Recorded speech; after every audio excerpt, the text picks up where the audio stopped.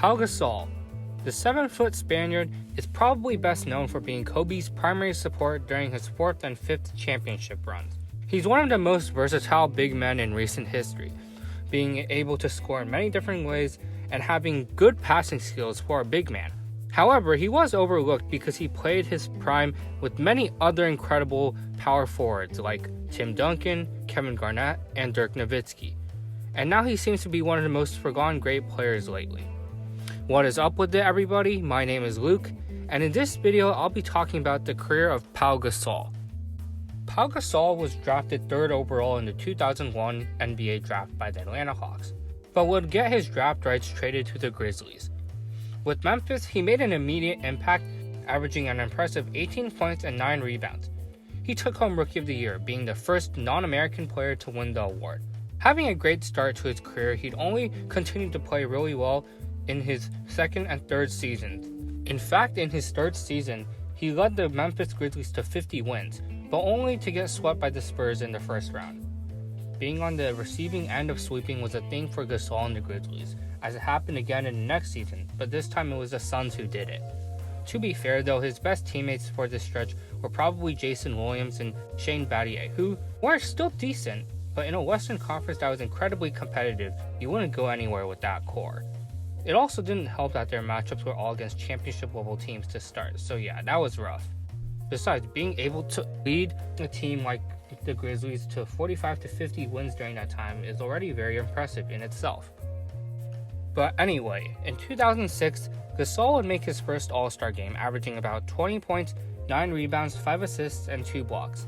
He became the first Spanish player, as well as the first Grizzly to be named an All-Star, and Memphis finished with 49 wins, which was good enough for the 5th seed in the West. But what happened in the playoffs? If you guessed that the Grizzlies got swept, you are correct, as they'd lose to the eventual Western Conference champions, the Dallas Mavericks, in the first round. By the way, as a side note, that summer, he'd win gold at the FIBA World Championship, as well as being named MVP of the tournament. Fast forward to 2008, and Pau Gasol would get traded to the Lakers in one of the most lopsided trades in recent history.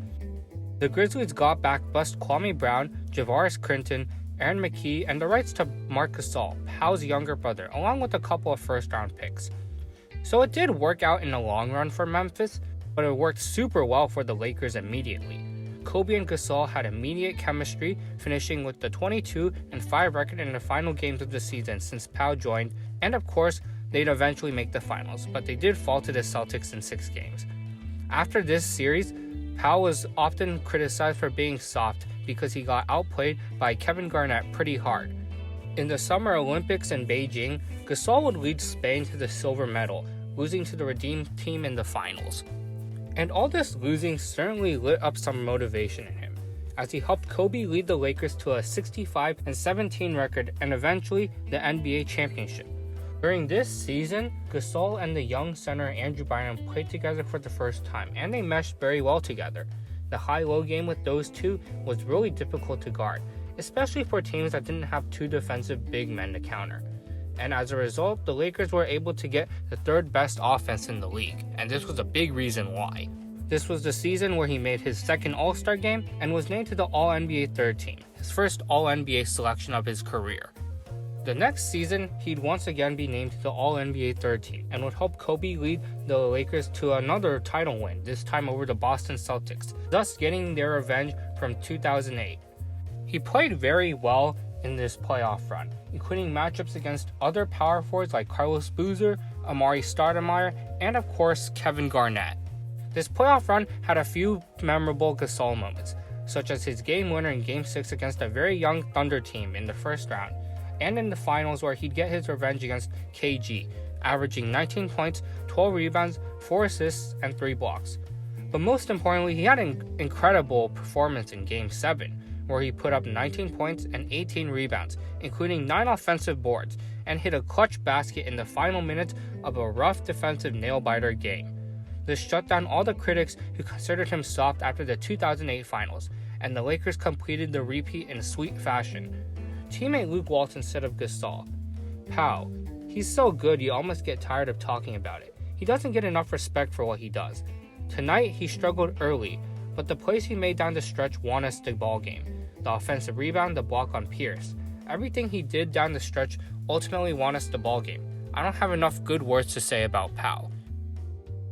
After this, the Lakers would not be able to repeat the same success, and Gasol himself particularly struggled during the 2011 and 2012 playoffs, as well as when the Lakers tried to make the big super team with Steve Nash and Dwight Howard.